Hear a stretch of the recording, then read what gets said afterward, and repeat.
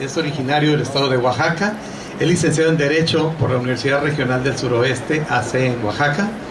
Es maestrante del programa de posgrado de Derecho en la Universidad Nacional Autónoma de México en su modalidad de maestría, desarrollando la investigación titulada Matrimonio entre personas del mismo sexo en México, la inconstitucionalidad de su prohibición.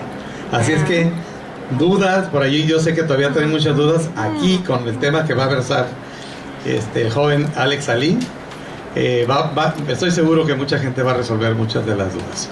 Él es miembro fundador en 2009 de la Red Oaxaqueña por la Diversidad Sexual, en el que se desempeñó hasta 2011 como responsable del área de litigio estratégico. En julio de 2011 conformó el Frente Oaxaqueño por el Respeto y Reconocimiento a la Diversidad como un colectivo encargado de incidir directamente en las políticas públicas, por eso les digo que va a estar interesante, destinadas a la reivindicación de los derechos de la población LGBTI, desde donde se hizo cargo de los juicios de amparo que concluyeron con las sentencias de la primera sala de la Suprema Corte de Justicia de la Nación, en las que se ordenó al Estado de Oaxaca celebrar el matrimonio de 3 parejas de personas del mismo sexo a quienes el registro civil del Estado les había negado la solicitud de matrimonio. Ha participado en diversos foros y debates sobre matrimonio igualitario en distintas universidades y otros espacios públicos. Actualmente se encuentra al frente de la campaña nacional por el matrimonio igualitario, colaborando con diversos colectivos y litigantes en la ciudad de Oaxaca, Colima, Yucatán, Sinaloa y Baja California, Morelos, Chihuahua, Guanajuato, entre algunos otros.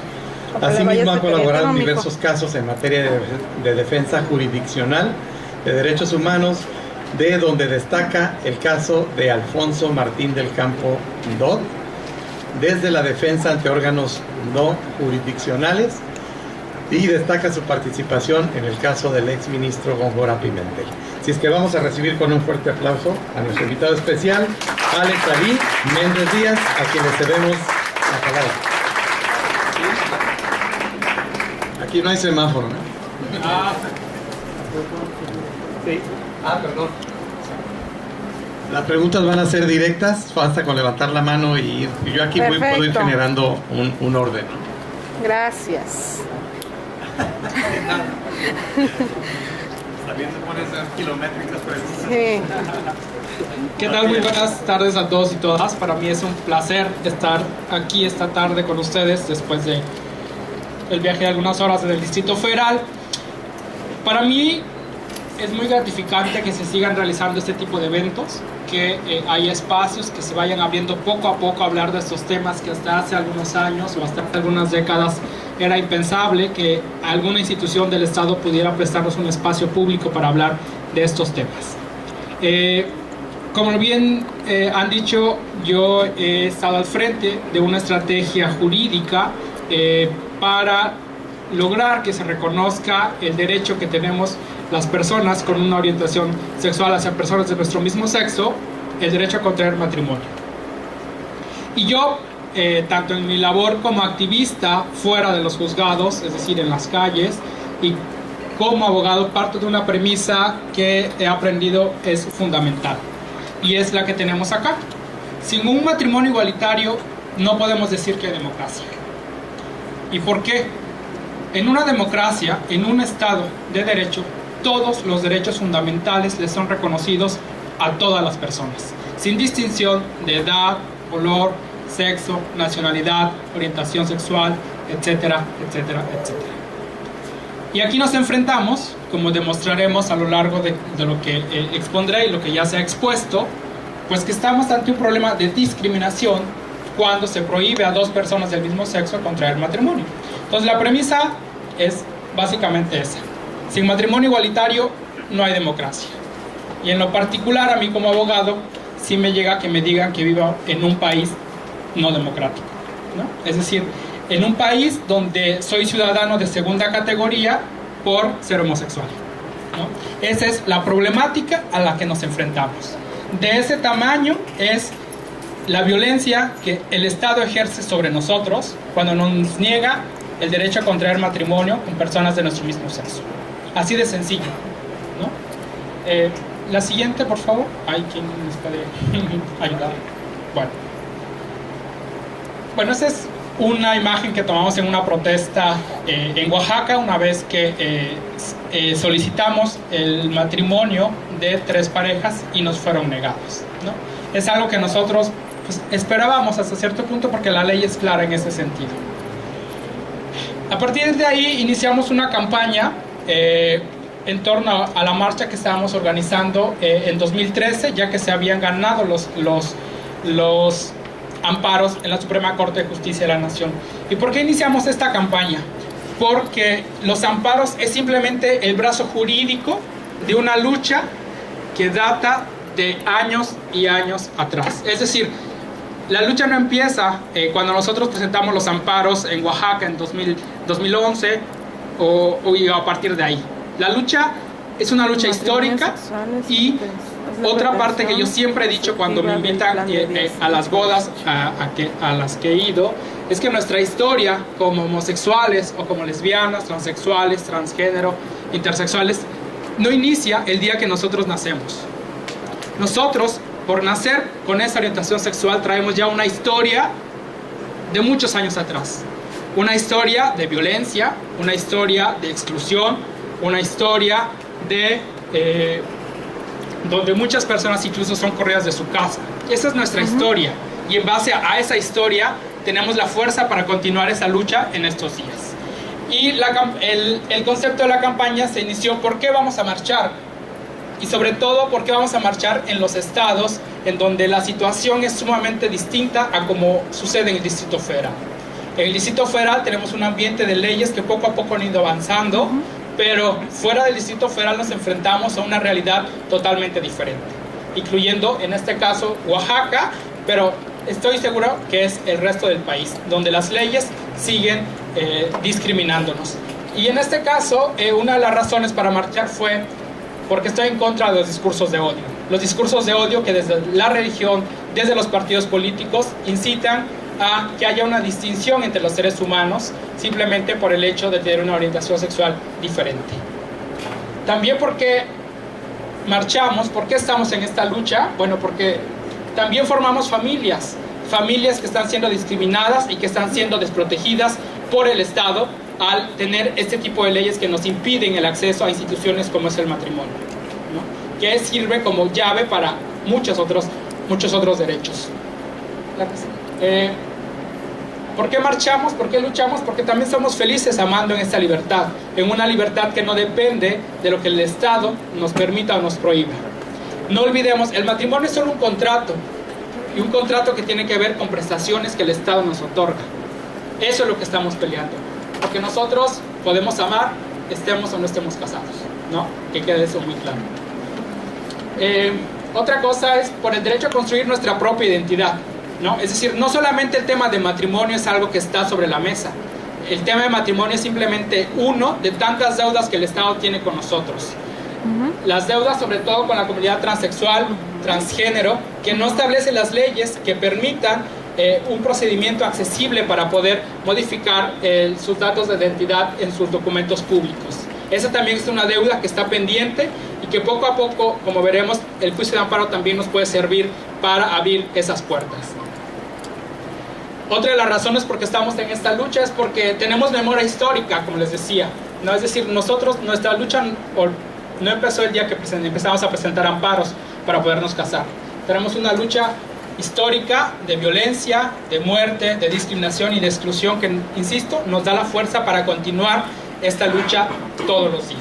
Y seguramente, así como nosotros luchamos ahora, no faltará quien continúe esta lucha aún cuando nosotros ya no estemos. Y pues poco a poco nos vamos acercando a lo que nos interesa. ¿Y por qué también seguimos en esta lucha? Porque queremos leyes incluyentes y no falsas democracias. Estas leyes de estos discursos que escuchamos cada que hay elecciones, hablando de democracia, de derechos humanos, pero en la realidad a lo que nos enfrentamos es que esa democracia no existe, entonces es una falsa democracia. Bueno, esta es otra imagen de otra protesta, pero bueno, Y aquí está, como poco a poco, a qué nos enfrentamos todos los días nosotros como personas homosexuales, lesbianas, transexuales, transgénero.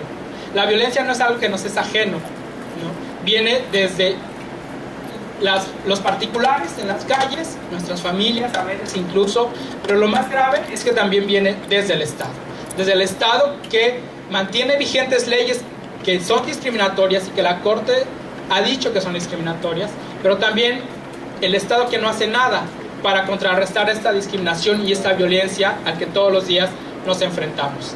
Este es el caso de una activista transgénero que fue brutalmente asesinada por un crimen de odio en Puebla. Y esta fue la respuesta de un grupo político, ya sabrán cuál es, ¿no? Isaac Agnes Torres se merecía lo que le pasó, ¿no? Esa es la discriminación y esa es la violencia a la que nosotros nos enfrentamos, y que esa discriminación y esa violencia es continuada cuando el Estado, o permitida por el Estado, que establece o que mantiene vigentes estas leyes discriminatorias. Este caso fue de un joven que fue atacado en Chile, y a partir de esta ley es que se establecen sanciones más duras para aquellos que cometan crímenes de odio por homofobia, ¿no? Es decir, pero tiene que suceder algo que mueva a los congresos, porque si no es así, no lo hacen, ¿no? Y parte de lo que sucede es lo mismo en el tema de matrimonio. Quiero leerles algo y ustedes me van a decir qué opinan de este texto. Y lo resalté en amarillo. O bueno, en general, dice: el matrimonio es el único medio moral para fundar a la familia. A ver, ¿a qué le suena eso de familiar?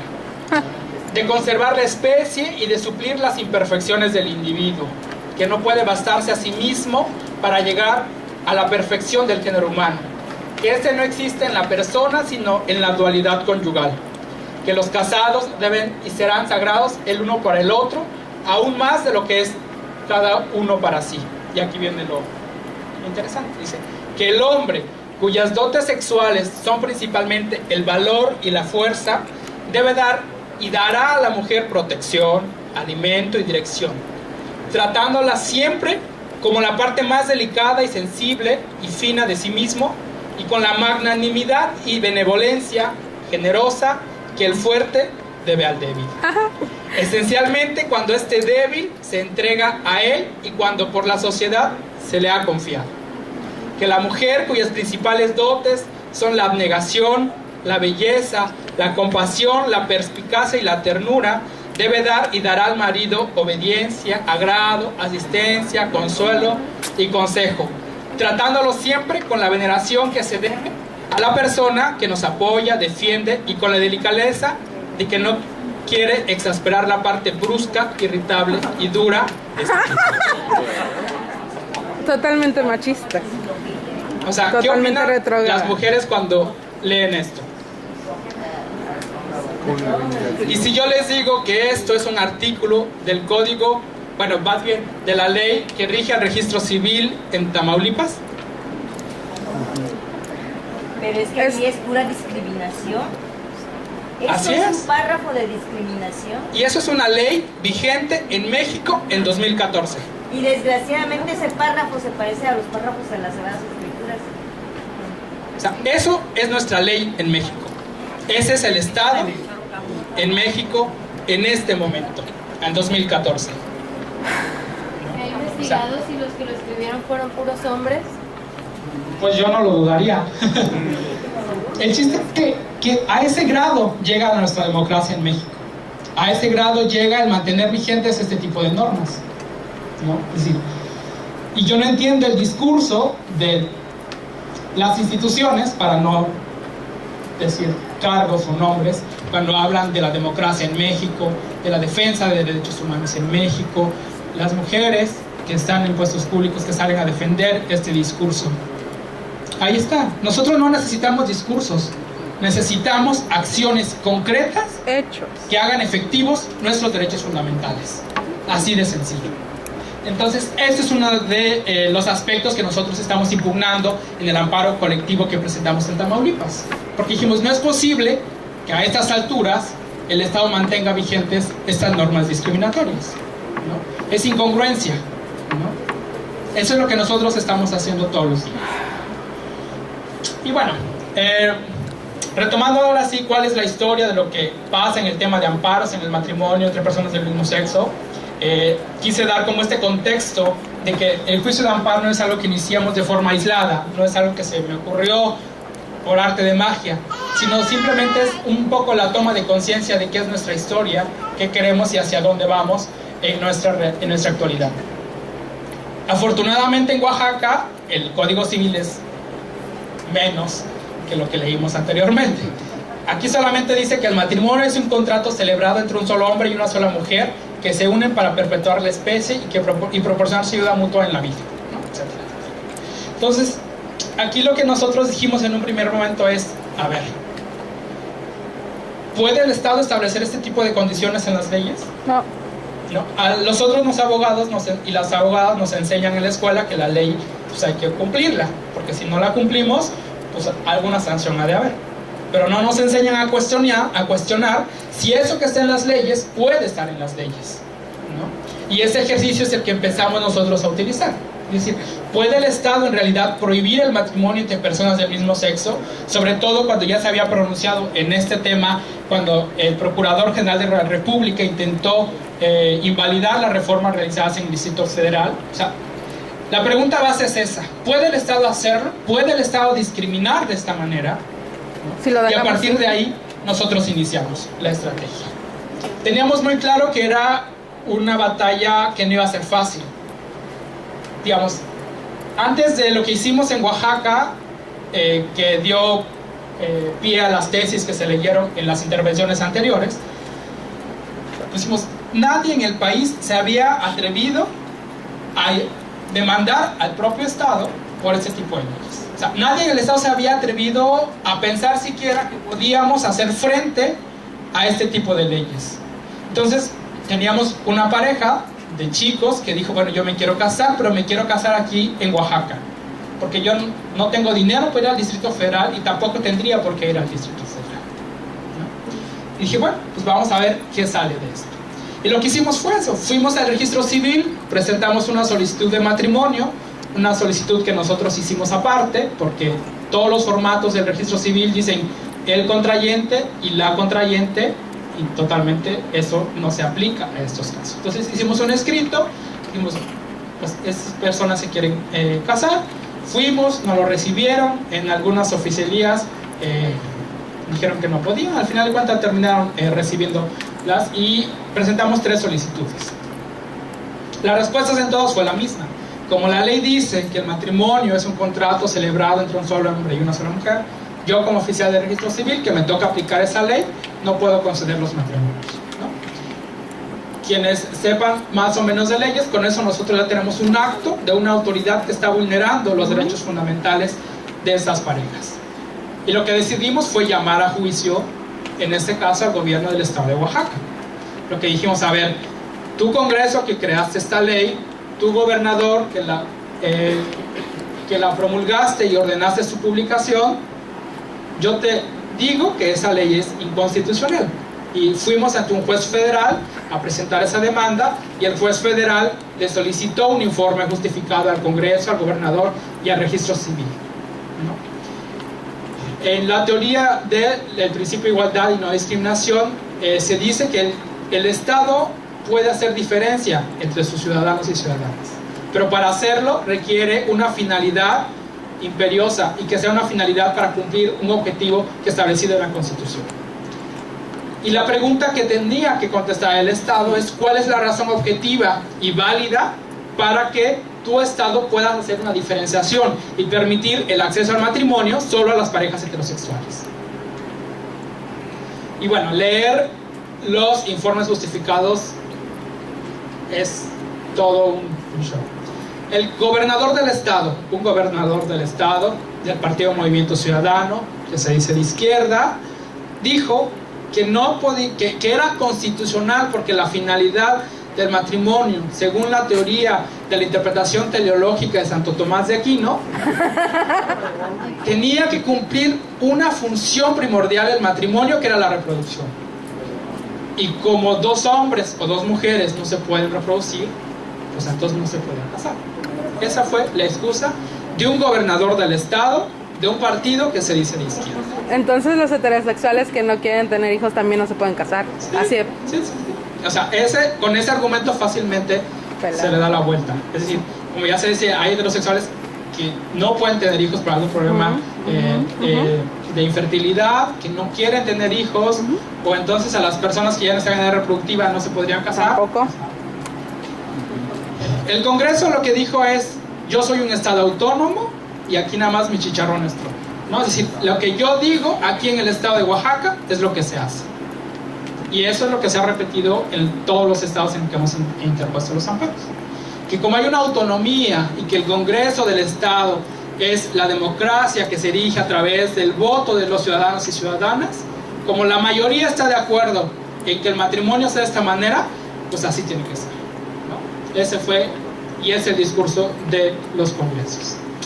Y el registro civil pues no sabía ni qué hacer, ¿no? Estaba entre que es un oficial que siempre se ha dedicado a casar parejas heterosexuales y de repente les llegan con una pareja de hombres o de mujeres, pues ya no sabía qué hacer. Pero bueno, a ver qué más traemos. Bueno, este es un poco lo que ha sucedido en México a lo largo de desde 2006, que se aprueba en México la Ley de Sociedades de Convivencia, que como ya se había dicho no es un tema de matrimonio porque no da igualdad de derechos a las parejas homosexuales y a las parejas heterosexuales, pero desde 2000 se empezó a negociar esa ley en el Distrito Federal y logra ver la luz hasta 2006, que fue el primer paso para seguir avanzando en este tema. En 2007 se crea el Pacto Civil de Solidaridad en Coahuila, ¿no? Que es otra figura también que con tal de no reconocer el derecho al matrimonio, pues se crea y se le otorgan ciertos derechos.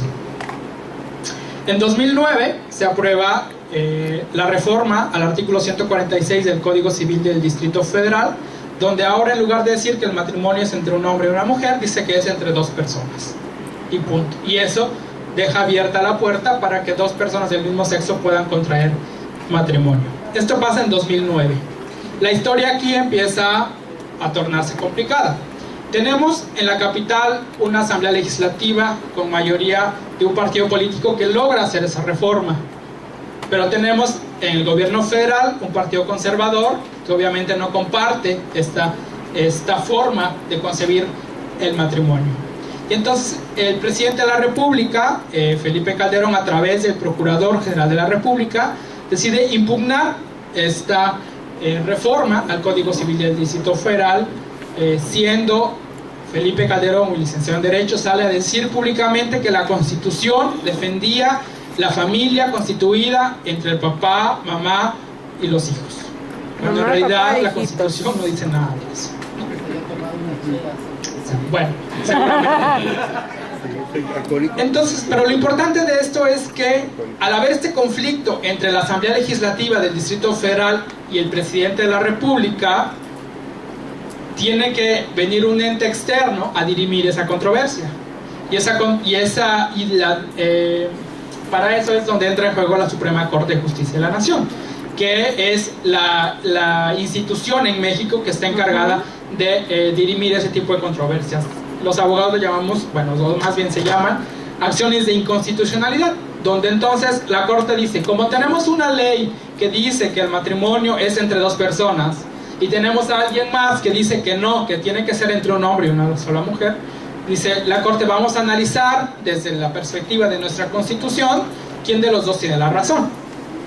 Y después de un amplio debate y todo lo que significa en torno a las manifestaciones a favor y en contra, la Corte en agosto de 2010 llega a la conclusión de que en realidad nuestra Constitución Federal no hace referencia a la familia entre un hombre, una mujer y sus hijos. En realidad, dice la Corte, se refiere a la familia, y en realidad tendría que ser las familias, porque como ya se mencionaba anteriormente, no hay un solo tipo de familias. Hay muchos tipos de familias, dice la Corte, y la familia homoparental es solamente un tipo de familia entre toda la gama de posibilidades que hay de conformar una familia. La familia sí es la mamá, el papá e hijos, Pero también familia es la mamá que se queda como madre soltera al cuidado de su hijo o sus hijos. Familia es el padre que por alguna razón se queda con sus hijos, o la abuela que se queda con la nieta porque los papás tienen que ir a trabajar a Estados Unidos, por ejemplo. Esas también son familias, dice la Corte, y el legislador no puede hacer diferencia para ver a cuál protege y a cuál no, porque en realidad todas son familias. Y en base a eso es que nosotros vamos construyendo esta argumentación de que es inconstitucional, porque si hay un mandato del artículo 4 de la Constitución Federal de proteger a todo tipo de familias, y por otro lado está el artículo 1 de la Constitución Federal de la prohibición de todo tipo de discriminación, pues nosotros llegamos a la conclusión desde lo jurídico que en este caso el Estado de Oaxaca no estaba protegiendo a todas las familias, porque estaba dejando fuera de la protección constitucional a las familias homoparentales, ¿no? Y con esto se violaba el principio de igualdad y no discriminación. Y es así como llegamos a 2012. Nosotros iniciamos el juicio de amparo en 2011, en agosto de 2011. Y es hasta el 5 de diciembre de 2012 cuando la Suprema Corte de Justicia de la Nación toma la decisión. Como ven, es casi un año y medio de juicio. Y entre ese año y medio pasan cosas interesantes. Se presentan estos 3 juicios de amparo. Estas 3 parejas, 2 parejas de mujeres y una pareja de hombres que se quieren casar en Oaxaca, y que el registro civil dice que no, porque la ley establece que el matrimonio es el contrato celebrado entre un solo hombre y una sola mujer. Demandamos al Estado, demandamos al Congreso, al gobernador del Estado y al registro civil.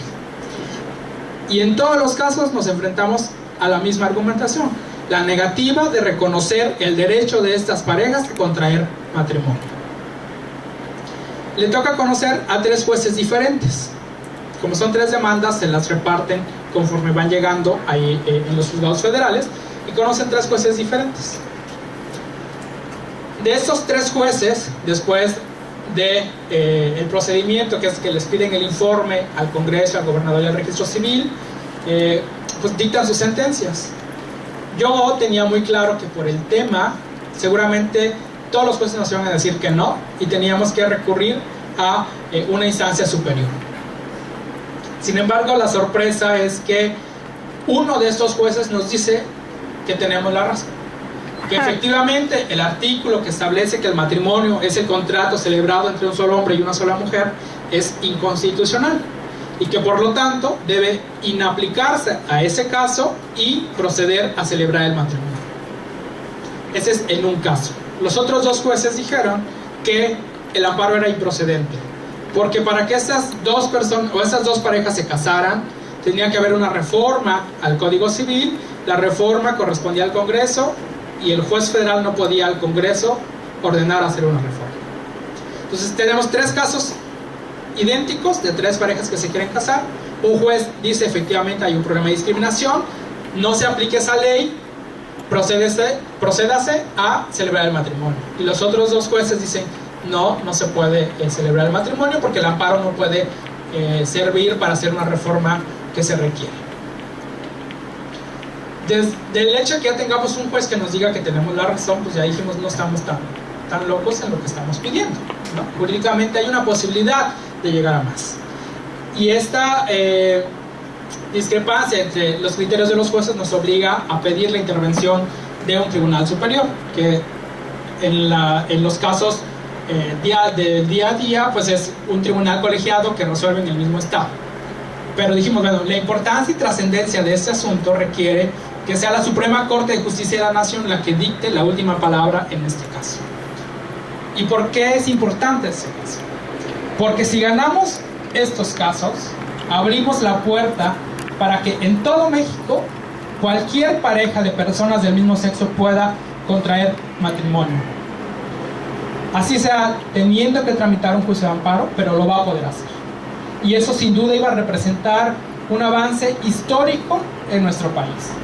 Histórico por muchas maneras. Primero, porque hasta hace algunos años, insisto, era inimaginable que un ciudadano como cualquiera de nosotros, una ciudadana como cualquiera de nosotras, pudiera enfrentarse a la voluntad de un Congreso de un gobernador, de un registro civil y salir victorioso o victoriosa.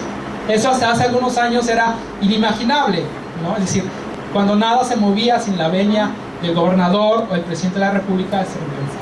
Entonces, esa era la importancia y la trascendencia de este caso de lo que íbamos a lograr.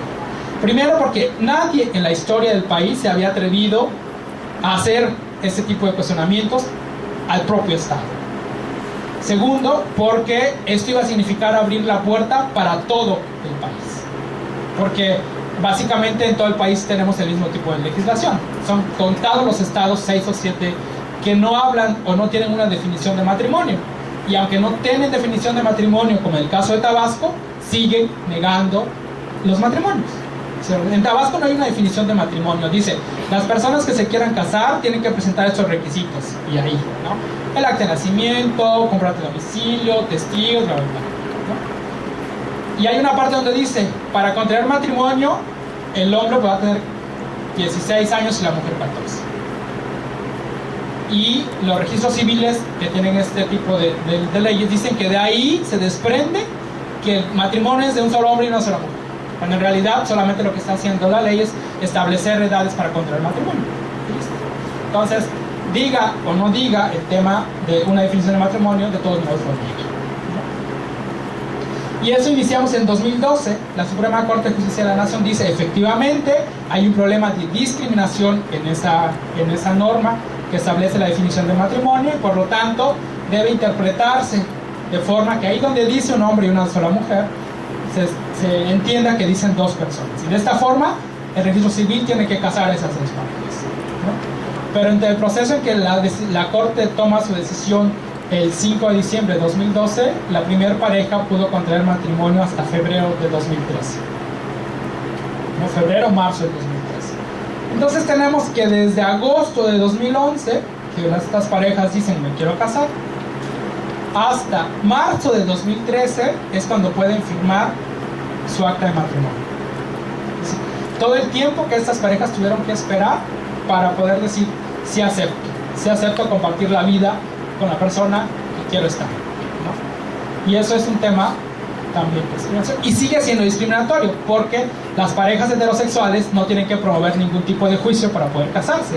Ellos presentan su solicitud de matrimonio hoy y el registro civil los puede casar en una semana sin ningún problema. Nosotros tenemos que, nosotros como abogados pues, no cobramos lo que cobramos o se cobra por ese tipo de juicios, ¿no? Pero si se tiene que pagar un abogado y no saber cuándo va a terminar el juicio, ¿no? Puede terminar en 7 meses, en 8 meses, en un año y medio, ¿no? Esa es la discriminación que pesa sobre nosotros y que el Estado simplemente no hace nada. Entonces, yo como abogado dije, bueno, yo voy a entregar 3 sentencias de estas 3 parejas que confiaron en mí para poder llevar este juicio y pues voy a ver pues, a qué me dedico, ¿no? O sea, yo ya gané los 3 juicios que estaba comprometido a ganar, pero de repente, curiosamente, me llaman de Colima, me empiezan a llamar de Yucatán, de Sinaloa, porque se enteran de la importancia de este caso que habíamos ganado. Si queremos hacer lo mismo que tú hiciste en Oaxaca para que en nuestro estado se puedan casar estas parejas, ¿no? Y dije, pues bueno, vamos a entrar. Y así empezamos a ganar casos en cada uno de los estados, ¿no? Es decir, en 2013 teníamos todos esos estados que íbamos ganando amparos tras amparos tras amparos, porque ahorita, con la decisión de la Suprema Corte de Justicia de la Nación, ningún amparo se va a perder. Y eso hay que tenerlo bien claro. Hemos conquistado este derecho y lo hemos conquistado desde la ciudadanía. No es un partido político que dijo, ay, bueno, voy a legislar y voy a lograr los consensos para aprobar la reforma. No. Aquí es una pareja de ciudadanos, de ciudadanas, que se para frente al Estado y decir, exijo que se me respeten mis derechos. Y tuvo que esperar casi un poco más de 2 años, pero ahí está el resultado. Logró que, en contra de la voluntad del Congreso de Oaxaca, del gobernador de Oaxaca y del registro civil, se casaran. Y una vez que se emite la sentencia en un juicio de amparo, la sentencia definitiva, ya la Corte o el Tribunal Colegiado no les pregunta si quieren casarlos o no. Les da la orden de que los casen. Si no los casan es incumplir una sentencia de amparo, una orden judicial, se les impone una multa, se les puede destituir, incluso pueden terminar en la cárcel, ¿no? Entonces, ese es el avance que nosotros hemos ido impulsando desde la ciudadanía. Y esto es muy, muy importante. Porque hemos descubierto la llave para que si el Congreso no quiere, pues no me importa. Yo sé cómo puedo hacer efectivos mis derechos fundamentales, ¿no? Y el costo político lo tendrá el Congreso, porque entonces el Congreso... Adiós, PAN. Ese Congreso que necesita mi voto para estar ahí, yo ya no lo necesito para hacer efectivos mis derechos fundamentales. Y eso el Congreso quizá no lo sabe, pero si se mantiene esta política de no hacer caso al reconocimiento de los derechos fundamentales de cualquier grupo, y en este caso de nosotros y nosotras, pues se va a ir abriendo esa brecha entre Congreso y ciudadanía, y después tenemos los problemas de ingobernabilidad a los que nos enfrentamos, ¿no? Pero ese es el estado de cómo está nuestro país hasta 2012, y obviamente no nos hemos detenido para trabajar en este caso, y esto es lo que tenemos el día de hoy, ¿no? ¡Felicidades! Han sido pocos los estados en los que, bueno, más bien, hasta eso les dije una mentira. Esto es el 5 de julio de 2014. ¿Sí? Ya. Perfecto. Este es lo que está, ahora sí. El día de hoy, porque hoy con los compañeros de COCUT, ahí cuando estábamos en la mesa, me puse a actualizar qué otros estados en los últimos días han iniciado esta estrategia por el matrimonio igualitario. Y pues al día de hoy tenemos 23 estados de la República que han iniciado una estrategia por o buscando obtener el matrimonio igualitario para sus ciudadanos y ciudadanas, ¿no? Es decir, el único que tiene la ley es el Distrito Federal, y es decir, en el Distrito Federal tú vas y te puedes casar sin ningún problema. En el resto del país tenemos que pelearlo, y lo hemos iniciado peleando en todos esos estados. En casi 20 meses hemos logrado que en 23 estados se inicie esta estrategia. Casi un estado o más de un estado por mes, ¿no? Pero lo importante es eso, es que desde la ciudadanía nosotros aprendemos que tenemos derechos, que tenemos esos derechos y que los podemos hacer efectivos, aún en contra de la voluntad de esos partidos políticos que se creen dueños de nuestros cuerpos y de nuestras voluntades, ¿no? Es decir, y aquí cito una parte que me gustó mucho de la sentencia de la Suprema Corte de 2012, y se lo voy a leer porque seguro que hasta ya nos alcanzará. Y dice: así como la segregación racial se fundamentó en la inaceptable idea de la supremacía blanca, la exclusión de las parejas homosexuales del matrimonio también está basada en los prejuicios que históricamente han existido en contra de los homosexuales. La exclusión de estos de la institución matrimonial perpetúa la noción de que las parejas del mismo sexo son menos merecedoras del reconocimiento que las heterosexuales, ofendiendo con ello su dignidad como personas. Y ahí está, lo dice la Suprema Corte de Justicia de la Nación en un caso. Y en todos estos estados, los congresos dicen que no se reconozca el derecho de las parejas de personas del mismo sexo a contraer matrimonio. Entonces yo no entiendo dónde está la democracia de la que nos hablan en los discursos políticos. Simplemente yo no la veo por ningún lado. Tenemos estas dos vías. En Quintana Roo pues había una laguna ahí precisamente en el tema de que se pudieron casar porque el registro civil o el código civil no tiene una definición de matrimonio. Sin embargo, ahí se dio una cosa rara. Se celebran estos matrimonios, pero una ciudadana X, así del tipo del partido color azul, dice: eso a mí me afecta, y entonces interpone un recurso y dejan sin efecto esos matrimonios. Ah, caramba, sí. Entonces, así de la nada dicen: bueno, pues simplemente ahora ya no estás casado o casada. Interponen otro recurso a estas parejas porque se veían afectados precisamente por la invalidación de su matrimonio, y al final se revalidan otra vez esos matrimonios que ya se habían celebrado. Y platicando con algunos activistas de Quintana Roo, es que el registro civil sigue negando los matrimonios. A pesar de esa experiencia, dice que no tiene solicitudes, que vengan otro día, etcétera, etcétera, ¿no? Sin embargo, ya salió la noticia que a través de un juicio de amparo se logró que se casaran más parejas. Porque esa es la llave, es decir, ya no necesitas preguntarle si quieren o no quieren. Tú vas, te niegan el matrimonio, los demandas, ganas y te casas, ¿no? Y que esa es un poco la experiencia de Baja California, ¿no? Fuimos a solicitar el matrimonio aquí con el apoyo de José Luis, de esa pareja que sigue confiando en nosotros, porque esto es, imagínense lo que es presentar una solicitud de matrimonio y no saber cuándo vas a poder casarte.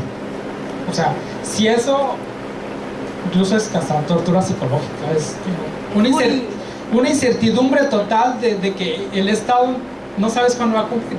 Sabes que te vas a poder casar, porque con esto ya vimos que no te pueden negar que te cases. El punto es cuándo por fin vas a poder lograr dar ese paso tan importante en tu vida, ¿no? Y es lo que hemos hecho en todos los estados, ¿no? Pues hay otras estrategias para quienes estén interesados, interesadas. El tema de las parejas que se quieren casar, presentan su solicitud y las niegan, esa es una vía de la estrategia que hemos impulsado. Pero hay otra vía. Nosotros, analizando las sentencias de la Suprema Corte en estos casos, dijimos, a ver, pero entonces esa ley, aunque yo no me quiera casar, me discrimina. Y si me discrimina, es inconstitucional. Es decir, yo pues ni siquiera tengo pareja ahorita, ¿no? Es decir, pero yo siento que esa ley ya me discrimina porque da un trato igual de por sí a las personas, ¿no? Y dijimos, pues vamos a ver qué sale. Interpusimos otro amparo. En este caso fuimos 39 personas, entre homosexuales y lesbianas en Oaxaca.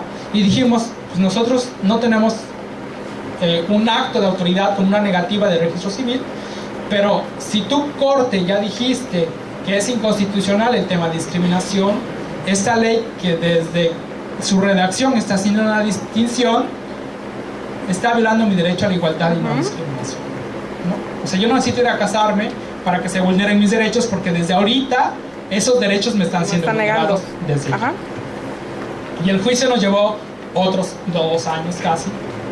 Se resolvió apenas en abril de 2013 y la Corte dijo, efectivamente, esa norma, aunque tú no te quieras casar, establece un mensaje discriminatorio, porque entonces el Estado lo que hace es que está privilegiando a las parejas heterosexuales en detrimento de las parejas homosexuales o personas del mismo sexo, y eso está prohibido por la Constitución. Y ganamos el juicio, ¿no? Esas 39 personas, incluyéndome a mí, que lo interpusimos en Oaxaca, no teníamos o no tenemos con quién casarnos, pero está ya una sentencia de amparo que me avala que cuando yo me quiera casar en Oaxaca, el registro civil no me lo va a poder negar, ¿no? Es como le dicen, nos curamos en salud, ¿no? Ahí cuando nos queramos casar, ya, ¿no?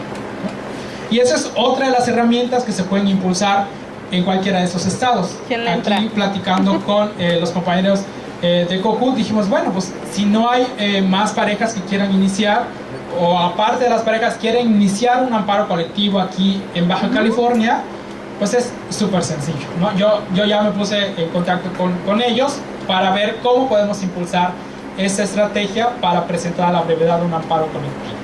Perfecto. ¿No? Porque se trata de eso, de seguir cuestionando a las instituciones. No sé cuánto tiempo nos queda. Hey, yo les puedo hablar de muchas cosas. Nosotros estamos aquí. Le quiero hablar de otras 2 estrategias, pero no sé, ahí me dicen del tiempo. Adelante, nosotros estamos... Como nosotros ya dijimos, ya hemos ido abriendo camino, primero con las parejas que les niegan amparo y ganamos. El otro es este amparo colectivo, que no necesitamos parejas, pero sigue habiendo un problema. Si yo presenté mi amparo en Oaxaca, la sentencia de amparo dice que yo en Oaxaca me puedo casar sin ningún problema. Pero ahora yo estoy viviendo en el Distrito Federal, y qué tal que después me voy a vivir a Puebla o me voy a vivir a Veracruz. Tendría yo que proveer otro juicio de amparo para poderme casar en esos estados. Y entonces lo que hice fue diseñar otra estrategia apoyado en el tema de... Ya se fue la CNDH, yo le voy a decir algo. Es que hay que traerlo. Es que sabía que ya iba contra la CNDH, o sea, se fue. No, es que ¿la traemos? No, para nada. Les cuento a ustedes y ya después vemos. Entonces, dijimos, nuestro derecho a la igualdad y no discriminación, si bien sí está establecido en la Constitución Federal, el artículo primero es clarísimo. Pero con la reforma de derechos humanos, ahora tenemos la Convención Americana sobre Derechos Humanos, que nos establece también un derecho a la igualdad y no discriminación. Y ese derecho a la igualdad y no discriminación, que es contenido en la Convención Americana, nos debe ser reconocido por el Estado mexicano en todo su territorio. Independientemente de que yo viva en Oaxaca, o viva en Veracruz, o en Tabasco, ¿no? O sea, y ahí encontramos como una posibilidad de seguir molestando a la autoridad, ¿no? Y eso fue, vamos a demandar al presidente de la República. Perfecto, y al Congreso Federal. ¿Por qué? Porque el presidente de la República es el representante del Estado mexicano ante la comunidad internacional, y el Congreso Federal es el que le toca vigilar que se cumpla el tema de adecuar la legislación interna en términos de la Convención Americana de Derechos Humanos. Entonces presenté un juicio de amparo contra el Congreso Federal y contra el presidente de la República, porque dije, yo quiero que mi derecho a contraer matrimonio con una persona de mi mismo sexo me sea reconocido por igual en Oaxaca, en Chiapas, en Sonora, en Zacatecas, donde sea. Porque mi derecho a la igualdad y no discriminación no depende de qué estado viva, depende de mi ciudadanía, en este caso como mexicano, ¿no? Ese es el argumento que hemos plasmado en el juicio de amparo, pero ese juicio lo iniciamos apenas en febrero de este año. Seguramente tardará 2 años. Sobre todo porque ya dictaron sentencia en primera instancia. En la técnica de amparo yo le estoy diciendo al presidente de la República y al Congreso, tú no estás cumpliendo con tu obligación internacional. Entonces el juez les dice, te están demandando que cumplas, o que te están diciendo que no has cumplido. Le correspondería al presidente de la República y al Congreso demostrar que está cumpliendo y que está respetando el derecho a la igualdad y no discriminación. Y en los informes justificados dice el Congreso, y sobre todo la Cámara de Diputados, dice, en México no hay discriminación, porque en el DF se pueden casar. Ajá, ¿y los demás? Ese es su argumento. El presidente de la República dice, no puede ser posible que culpes al presidente de la República de toda violación a derechos humanos. Y lo que nosotros dijimos en el juicio de amparo fue, hay una cláusula muy específica en la Convención Americana de Derechos Humanos, que es el artículo 28, que es la cláusula federal, y dice que en aquellos estados firmantes de la convención que estén organizados como una federación, como es el caso de México, va a corresponder al gobierno central, que es el gobierno federal, vigilar que todos los estados cumplan con lo establecido por la convención. Y lo que estamos diciendo es que eso es lo que tu gobierno federal y tú como presidente de la República no estás haciendo, no estás vigilando que se cumpla, ¿no? Por ejemplo, tocando ese tema, ¿qué pasaría si te llegara a ti una propuesta de 2 personas inmigrantes del mismo sexo que se casaran en Estados Unidos, en estados libres de matrimonio, como California o ciertos estados en los que ya está legalmente en el otro lado este matrimonio igualitario, y por ser inmigrantes no dejan de ser mexicanos? O sea, ¿qué pasa con ellos que se regresan a México pero están casados en Estados Unidos? A ver, ¿son 2 mexicanos o 2 mexicanas que van a Estados Unidos, se casan? Okay. Hay un procedimiento en el Código Federal de Procedimientos Civiles que ellos con su acta de matrimonio tienen que ir, no recuerdo si es a la Secretaría de Relaciones Exteriores o a la Secretaría de Relaciones Exteriores a registrar ese matrimonio. Pero sería válido. Lo más seguro es que como en el Código Federal no establece el matrimonio entre personas del mismo sexo, la Secretaría de Relaciones Exteriores te diga, en México este acto no es válido porque mis leyes no lo reconocen. Eso es lo que yo creo que pasaría. Y contra eso te vas a dar un amparo y lo ganas. Ese sería el mecanismo. Ok, suponiendo que logre casarme en algún estado del país, ¿En qué momento puedo cambiarle el acta de nacimiento a nuestra hija? Porque tiene el nombre de una mamá en este momento. Entonces, ¿cuándo podría cambiarse? Bueno, entonces ahí salimos del tema del matrimonio, vamos a tener familia. Y eso es súper interesante. Y es un debate que yo he tenido con mis compañeros y compañeras, porque lo que decimos es, si un hijo ya tiene el apellido de una mamá y quiere el apellido del otro, no se ha resuelto jurídicamente cómo hacerlo, en el sentido de, hay dos procedimientos. Uno, donde vayas a que tu pareja reconozca como madre, en este caso, a su hija. O sea, una Ese adopción. es un procedimiento. ¿Adopción? No. Reconocimiento, en este caso de maternidad. Ok. Es una posibilidad. Y el otro es la adopción. Ok. Hay de mis amigos y amigas que dicen, no, pues la adopción es más fácil, porque no es fácil.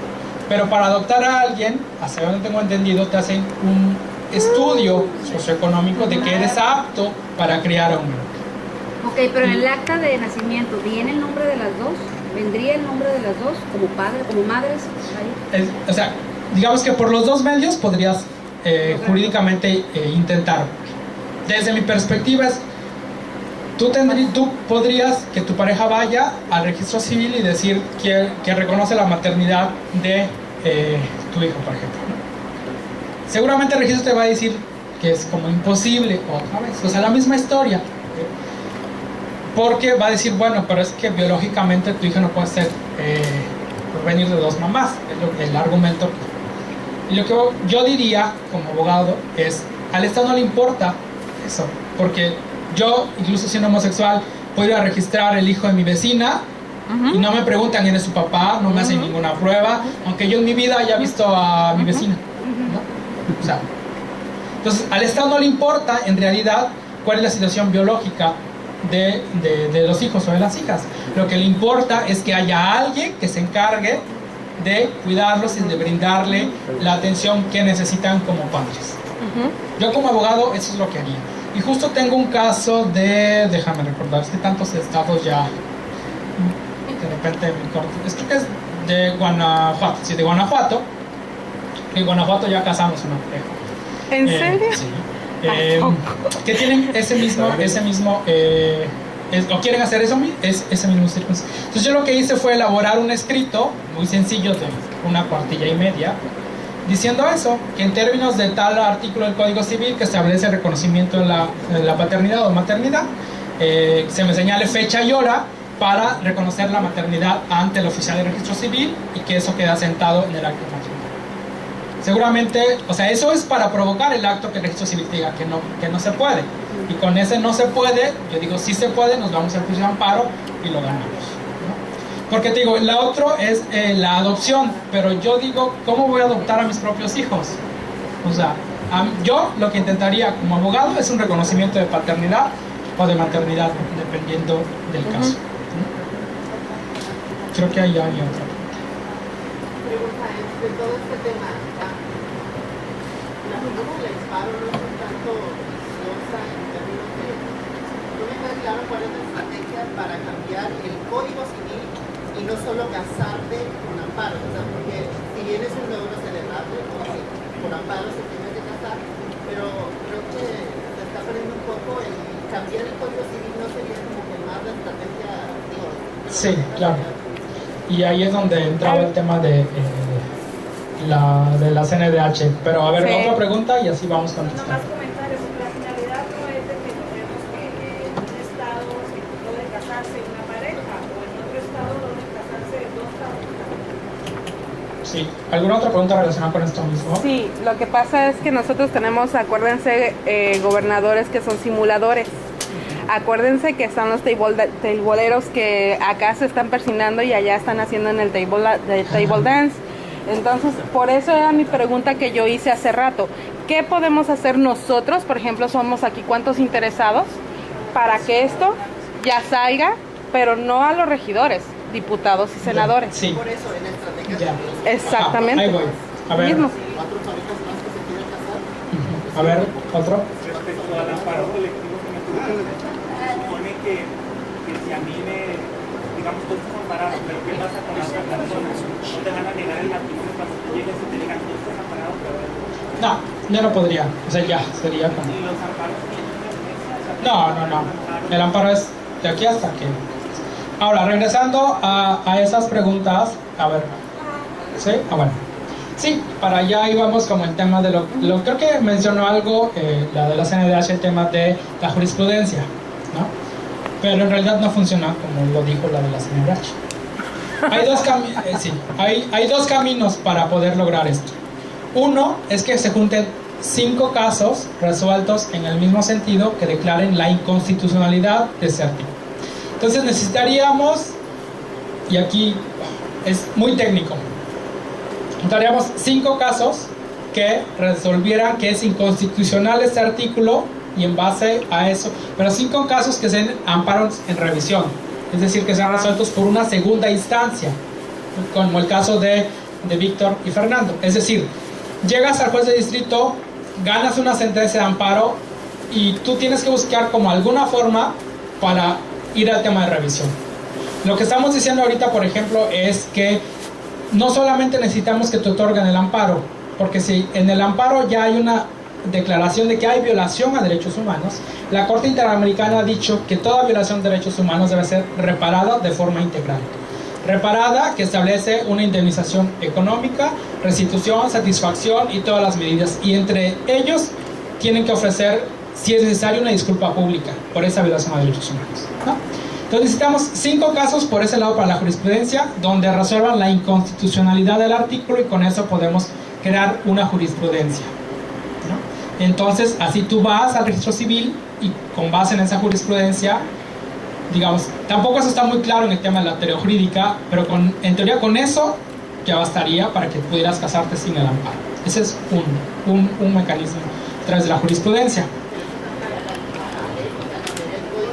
Ahora vamos al otro. Esto no cambia el Código Civil, lo que hace es que te evita el amparo, ¿no? Ahora vamos.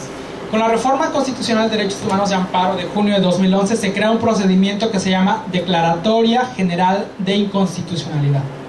Hasta ahora el amparo protege a quienes lo promueven. Ese es como un principio que se ha erigido desde que el amparo es amparo. Bueno, no es cierto, se vino después. Pero bueno, ahora hay un procedimiento. Efectivamente, cuando logres 2 sentencias de este tipo, es decir, 2 sentencias de amparo en revisión que digan que el artículo es inconstitucional, ahí es donde entra un aviso al Congreso del Estado de que hay un problema con la legislación, ¿no? Y ahí se queda como un aviso. Es como la Corte dice, yo ya te puse sobre aviso que hay 2 casos que están diciendo que es inconstitucional tu artículo, ¿no? Seguimos tramitando amparos y juntamos 5 amparos. Ahora, aparte del tema de la jurisprudencia, lo que se hace es, se inicia un procedimiento de declaratoria general de inconstitucionalidad. Y ahí es donde después de estos 5 se le avisa al Congreso del Estado y le dice la Corte, yo ya te avisé que había 2 casos que declaran inconstitucional tu artículo. No hiciste nada y llegamos a 5 casos. Te doy 90 días para que tu Congreso reformes tu legislación. Perfecto. Si en 90 días tú no la reformas, entonces voy a entrar yo a ver qué pasa con esa legislación. Lo que pasa entonces es que si el Congreso en esos 90 días no hace la reforma legislativa, se le turna el caso a uno de los 11 ministros.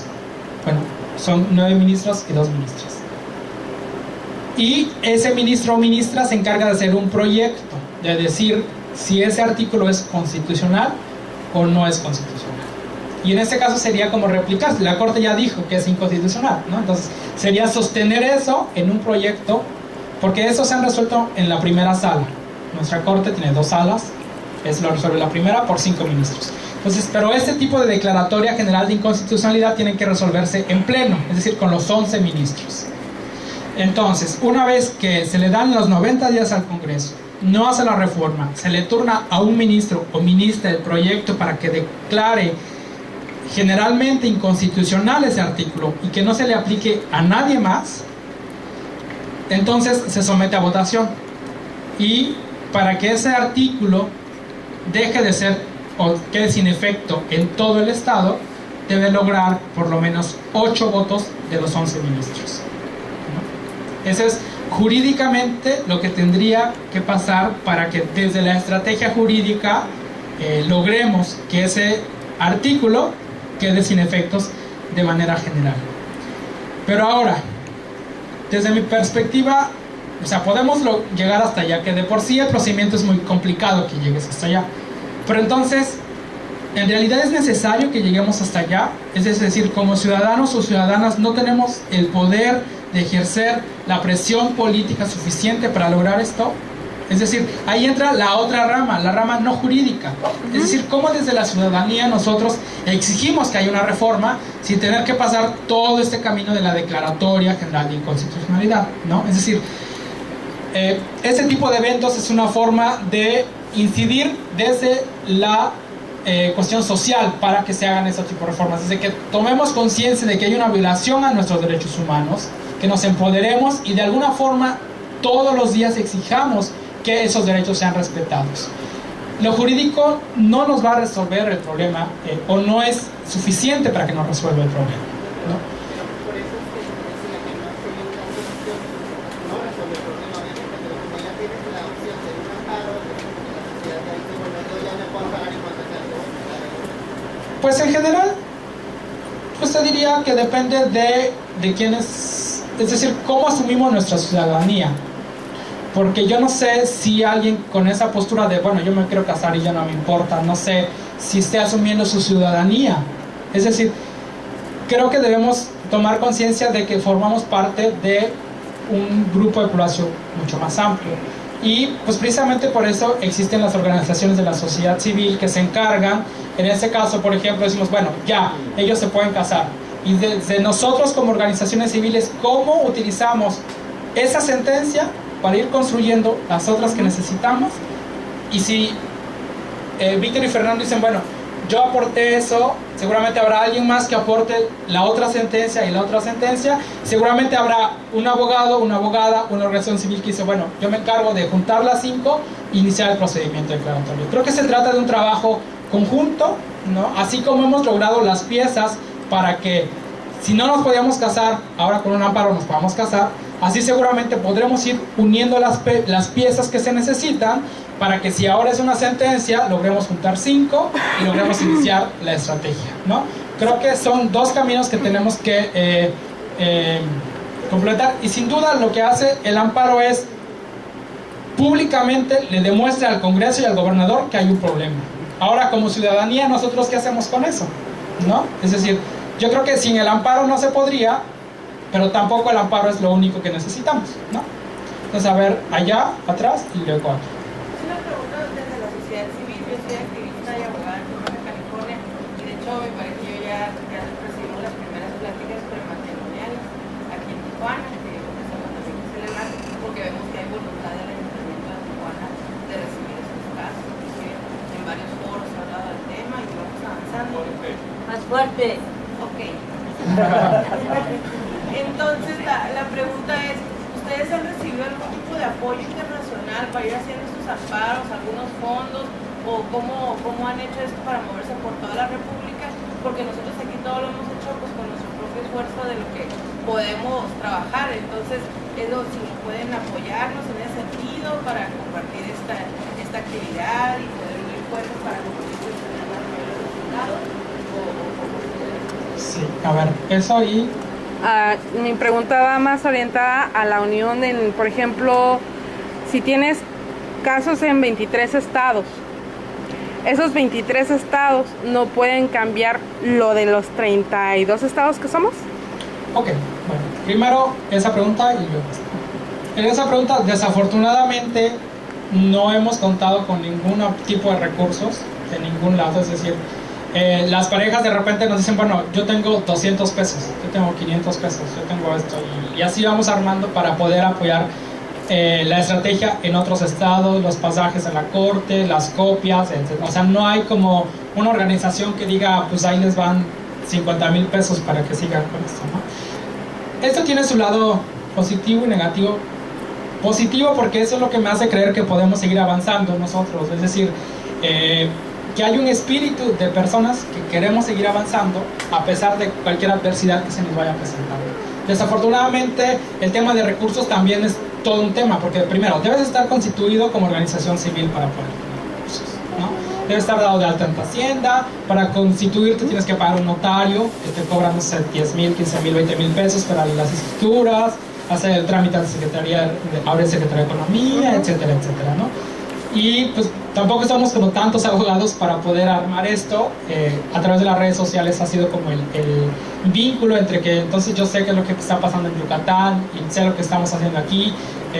De otra manera sería casi imposible, ¿no? Entonces desafortunadamente no hemos creado, como hay otras organizaciones en otros temas que sí, ¿no? Sobre todo, por ejemplo, derecho indígena, derecho de las mujeres, pues sí hay organizaciones que están constituidas, que reciben fondos y pueden brindar asesorías, pero aquí desafortunadamente trabajamos con nuestros propios recursos y la buena voluntad de las parejas, de los abogados y abogadas, y bueno, ahí José Luis y los chicos también nos ha tocado entrarle de esa manera porque pues, solamente así, ¿no?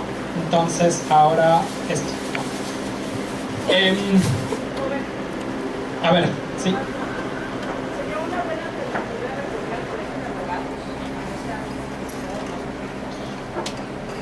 Pues, la verdad yo ya no sé. Si le preguntamos, por ejemplo, a Chihuahua, su colegio de abogados, el presidente salió a decir que era una aberración el tema de matrimonio. Entonces, yo no sé, digo, y aquí quiero volver a un punto rápidamente de lo que decía, dice, bueno, es que yo soy de este u otro partido. Este tema no es cuestión de partidos. No. O sea, tanto hemos encontrado personas en contra, en partidos que se dicen de izquierda, como también hemos encontrado así uno que otro conservador que nos dicen, bueno, es violación de derechos humanos, ya lo dijo la Corte, pues que se haga, ¿no? Entonces en realidad no tiene que ver con partidos políticos porque eso trasciende la cultura política de cada uno o cada una de nosotros y nosotras. Ahora, el tema de si o los precedentes nos pueden servir. Desgraciadamente te diría que no nos pueden servir. Hay una forma de generar jurisprudencia, y aquí me voy a ver muy abogado otra vez, pero hay una jurisprudencia que se llama jurisprudencia temática, es decir, que no importa de qué estado venga si se refiere al mismo tema, ¿no? Y quizá por ahí podamos juntar 5 casos de 5 estados y explorar la posibilidad de que la Corte emita una jurisprudencia temática, pero es una posibilidad, ¿no?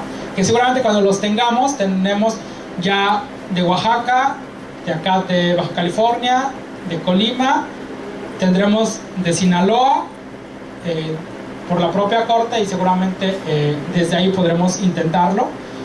Por el otro lado, digamos, no hay una herramienta jurídica que nos permita cambiar de un sopetón los dos códigos. Bueno, no sé el tiempo. 2 minutos. Bueno. Entonces les contaba este amparo que hay sobre el tema del presidente de la República, el Congreso, y que está en camino.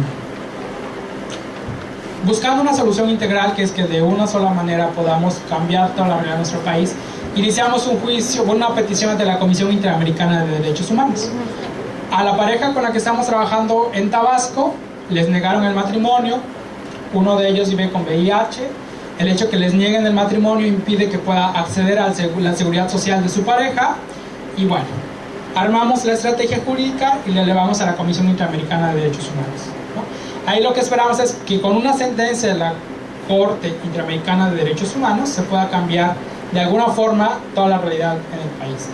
Desafortunadamente estos juicios tardan años, 10, 12 años. Pero ahí está. El camino se ha iniciado y seguiremos trabajando. Así como iniciamos un día de 2011 de agosto el amparo y 2 años y medio después tenemos las sentencias, iniciamos esto a principios de año y seguramente en algunos años tendremos algún resultado. ¿Qué otra cosa? ¿Qué otra cosa me escapa? Datos de la página. Ah, sí, hay una página, bueno, un blog que se llama Matrimonio Igualitario México. No, se llama México Igualitario el blog, y ahí voy subiendo como las sentencias. El Facebook sí es Matrimonio Igualitario México, también ahí pueden buscar. Número de cuenta. Pueden seguirme desde en Facebook, que es lo que más consulto. Con mi nombre me pueden encontrar sin ningún problema, Alex Ali Méndez Díaz. Yo les voy a decir algo más que no sé qué. O sea, ahí se los publicaré en Facebook, pero a ver, 2 preguntas y cerramos. a Alex Ali Méndez Díaz. Y acá. Yo creo que no estuve mal la pregunta que voy a hacer, pero si yo hiciera un proceso como el de Fernando y Víctor, al final del mismo, ¿cuánto iba a gastar? Depende a qué abogado busques. O qué abogada. Sí, Entonces, mira, es la yo te voy a verdad. decir, yo he trabajado en materia de derechos humanos y como mi experiencia, yo no he llevado casos particulares que te diga, que yo te pueda decir cuánto se cobra un tipo de amparo como estos. Pero platicando con amigos, amigas, llevar un amparo desde que inicia o desde que se hace el trámite ante el registro civil, que te lo nieguen, te vas al amparo, y hasta la Suprema Corte de Justicia de la Nación, mínimo te cobran unos 20,000 pesos por el juicio, más una cuota mensual por ir dando el seguimiento al juicio. Como una igual. Pues que depende cuánto te dure el juicio. Si tienes un gobernador y un congreso que no impugnan la sentencia y se queda en primera instancia, pues te gastarás en un año, ¿cuánto? No sé, unos 35,000 pesos. Pero si te impugnan la sentencia, como ocurrió aquí, el gobernador o el congreso, te vas a echar casi otro año de juicios, y es que esto se va a la Suprema Corte de Justicia de la Nación. Entonces esto es erogaciones económicas que no tendríamos por qué estar haciendo, ¿no? ¿Sí? Puede ser comunitario. Hace rato decías que había un grupo, eras parte de un grupo de Oaxaca que había sido. Sí, digo, por eso mi pregunta es como depende a quién busques, ¿no?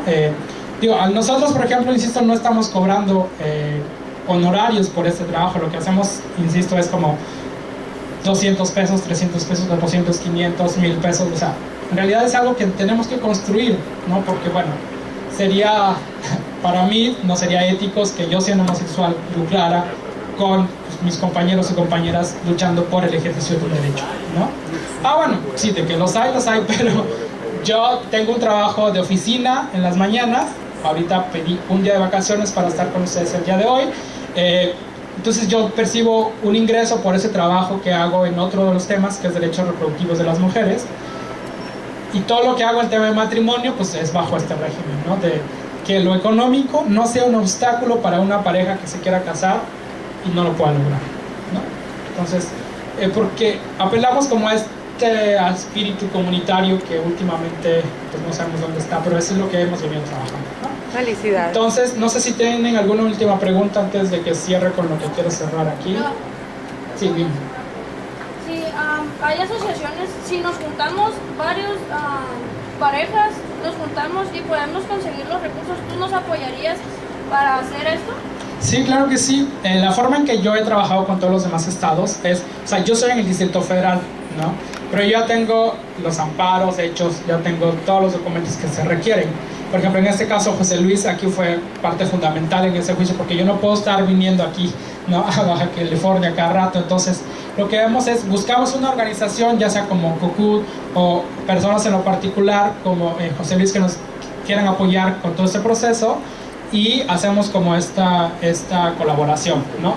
Yo me encargo como de vigilar que los procesos vayan bien, nos ayudan los abogados o las organizaciones, y pues así también vamos trabajando, ¿no? Es decir, por eso yo estoy como en plena disposición de seguir trabajando en estos temas. Perfecto. Hasta que logremos que esto se cambie.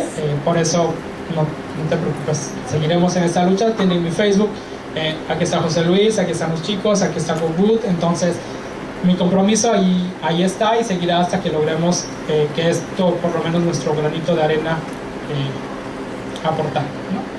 Entonces, si no hay, justo ahorita bueno, más bien que venía en el avión para acá, venía leyendo un libro y encontré una cita. ¿Qué? Las parejas que ya han podido casarse, ¿de qué manera pudiéramos hacer incidencia política, ir a registrar los matrimonios? ¿Qué es lo que se pudiera hacer para...? Sí, pues yo, por ejemplo, las parejas que van al DF, nosotros siempre tratamos de que las parejas se casen como en los estados, Pero también entendemos que cada pareja tiene sus circunstancias y pues, ahora sí, cada quien busca, o sea, digamos, si se puede en el estado o las parejas que quieran ir al DF, digo, cada quien toma su decisión. En teoría, las parejas que van al DF llegan, por ejemplo, aquí a Baja California, y cualquier trámite que esas parejas tengan que realizar, no tendrían por qué tener ningún obstáculo presentando esa acta de matrimonio. Y eso lo dijo la Corte, porque vivimos en un pacto federal, y así como mi acta de nacimiento de Oaxaca vale en el DF y vale aquí y en cualquier estado, lo mismo con el acta de matrimonio. Entonces, por eso, digamos, los que llegan aquí casados o casadas del DF no tienen por qué ir a registrar su matrimonio de ninguna manera. El matrimonio, el celebrado en el extranjero, sí se tiene que registrar, pero el celebrado entre los estados, no. Aquí la opción sería es ver qué derecho quieren ustedes acceder como pareja, como matrimonio, y solicitarlo. Yo quiero que me registre, yo quiero adoptar, quiero un crédito fiscal o un crédito hipotecario, y me lo niegan, y entonces me voy al amparo porque me lo están negando, ¿no? Es decir, hay todo un cúmulo de derechos que estamos ahí, a los que podemos acceder a través del matrimonio. Entonces, si queremos seguir incidiendo es, yo quiero, y ese es el otro punto, y con los amparos no tenemos que pelear el tema de adopción. Ganas el amparo, te casas, y el derecho a adopción va incluido en el cúmulo de derechos que accedes con el matrimonio, ¿no? Entonces, por eso la opción sería niega. eso, solicitas como algún servicio que tú quieras acceder como pareja o como matrimonio, para que te lo nieguen, y te vas al amparo y sigues con el tema sobre la violación a derechos humanos, que eso significa. Así es. No sé, ¿había otra por ahí? ¿Ya? ¿Hablen ahora o...? Ya. Entonces, la cita que yo encontré dice así, y viene del libro, se llama, no es ese libro, sino lo cita, y dice, El Atlas de las Nubes, de David Mitchell. Todas las revoluciones son una idea descabellada hasta que suceden. Entonces se convierten en realidades históricas inevitables, como esto que estamos haciendo. Muchas gracias. Perfecto, gracias. Muchísimas gracias, Edith. Yo creo que es una información terriblemente valiosa la que compartió. COCUT pues está interesada obviamente en promover el respeto a los derechos e igualdad de nuestra comunidad LGBTI, ¿no? Por eso hace este tipo de eventos. Quiero invitarlos, vamos a tener un ambigú aquí afuera, ya está montado el vinito, bla bla bla, un ambigú para que puedan degustar por ahí algunos alimentos. Digo, es botana, no es cena.